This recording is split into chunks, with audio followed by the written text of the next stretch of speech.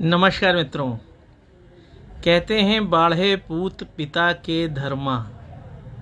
और जब पितृ दिवस हो, फादर्स डे हो, तो यह कही गई कहावत जिसमें कहते हैं कि बाढ़े पूत पिता के धर्मा में उस वैज्ञानिकता को खोजना जरूरी हो जाता है।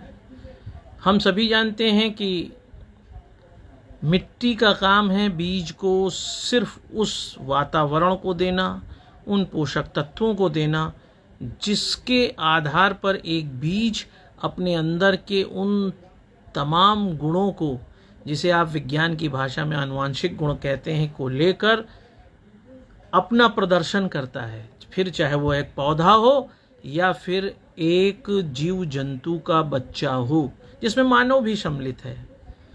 तो अगर बाढ़े पूत पिता के धर्मा, यदि पुत्र में जो भी अच्छे गुण दिखाई दे रहे हैं वह पिता के माध्यम से ही उसमें पोषित होते हैं। और कहा भी गया है कि जस जई के महतारी बाप तस तई के लड़का। मतलब a man is known by his company के सिद्धांत पर यह बहुत कुछ निर्भर करता है कि हम समाज में अपनी प्रस्तुति जो कर रहे हैं वह मेरी प्रस्तुति नहीं है, वह प्रस्तुति मेरे माता पिता की है। और उस प्रस्तुति में यह तथ्य सम्मिलित है कि बाढ़े पूत पिता के धर्मा। अगर आप समाज में स्थापित होंगे तो उसके पीछे पिता के द्वारा निहित आप में किए गए वो सारे गुण परिलक्षित होंगे, जिसके कारण समाज में आप स्थापित हो रहे हैं। इसीलिए जब आप पितृ दिवस पर खड़े हैं और पितृ दिवस पे फादर्स डे पर सोशल मीडिया पर उसकी प्रतिध्वनि के साथ खड़े हैं, तो आपको सोचना चाहिए कि आपने अपने पिता से वास्तविकता के धरातल पर उन किन गुणों को पाया है जिन गुणों की स्थापना से समाज में आपके पिता स्थापित हो सकते हैं।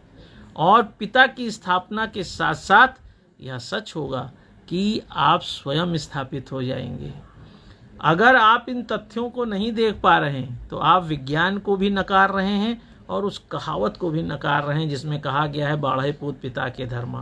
तो एक बार अपने अंदर सोशल मीडिया पे फादर्स डे को मनाने से पहले यह खोजिए कि क्या आप आज तक में उन गुणों को समाज में सामने ला पाए हैं जिससे समाज में आपने अपने पिता को स्थापित किया है, या उसके माध्यम से स्वयं को स्थापित किया है और समाज को एक सुंदर समाज बनाया है।